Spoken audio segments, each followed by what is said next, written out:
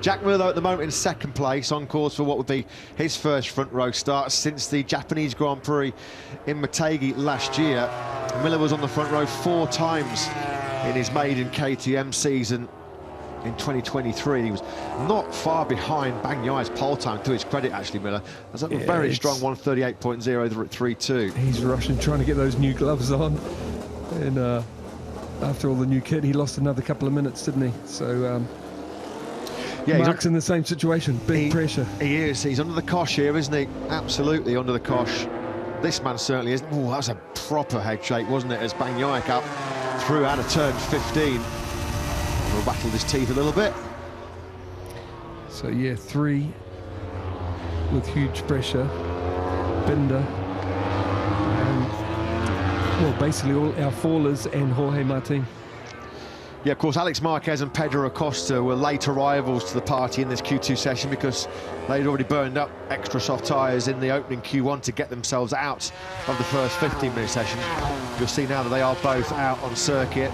What can Acosta do? Because he was all in, taking some massive risks to get himself out of Q1. With spectacular shots of him dropping down through turn 14, where we saw Marquez have his crash right at the beginning of this Q2 session. So here he is on his flyer that counts so importantly. Jorge, 2/10 down. Like I said, if you're trying to make sure you don't fall off, and let's, you know, I don't know, he started the session with 2 different bike settings, you know, the last one.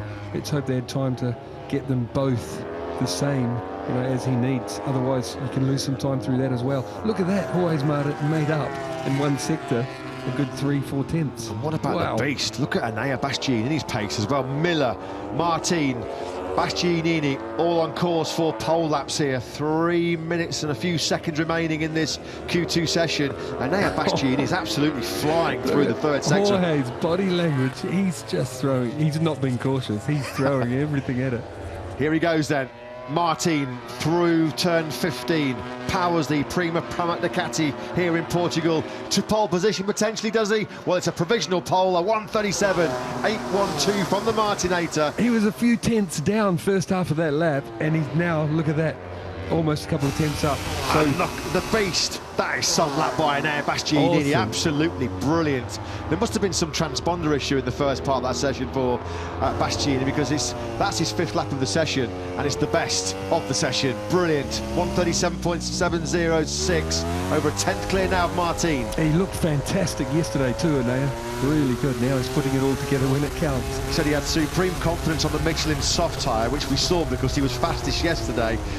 Felt he was missing a little bit in terms of his race pace, which they've had chance to have worked on in that 30-minute FP2 to kick off this Super Saturday here in Portimao.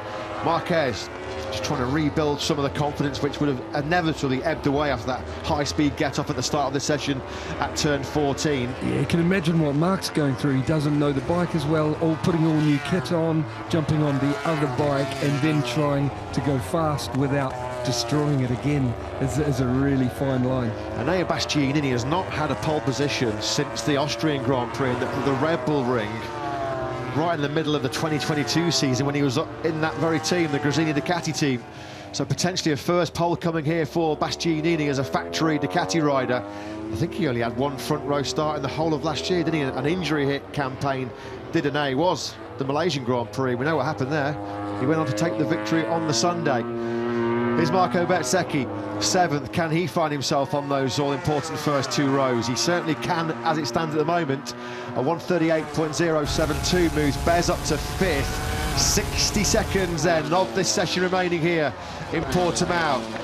Now or never for these riders across the line, particularly for Marc Marquez. Last flying lap, as you can see on the graphic at the bottom of your screens. Likewise for Pedro Acosta, who's 6th place. That's brilliant by Acosta. So Martin lost the lap, the second lap. Then something must have gone wrong. Someone in his way ran off the track, but now he's having another go. And if the tyre's good enough, I saw him make up a good 4 tenths second half of the lap, 3 tenths minimum. If he can put the first half together as well, I think there's a pole there. It just depends if the tyre's still going. Last flying lap for Marc Marquez then. It's not going to be a pole up, is it? He's nearly 2 tenths down as he comes now through turn 8. So what can Marquez salvage after the early drama here The clock is ticking down, final 10 seconds of what's been a dramatic Q2 session. He's recovered a bit of time in this third split, or the second split rather. P9 for Marquez. That's not what he came for this morning. He'd have expected much, much more.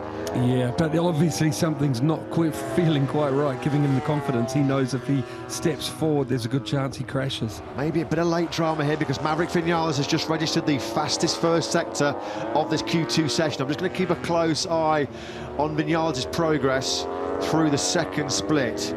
Bagnaia trying to seize back pole position. He was the early leader. He was the first rider of the weekend here in Portimao, final lap in the 137s. This will be the checkered flag then for the world champion. There is Vinales. His name has popped up. Vinales on course for pole. Here comes Bagnaia.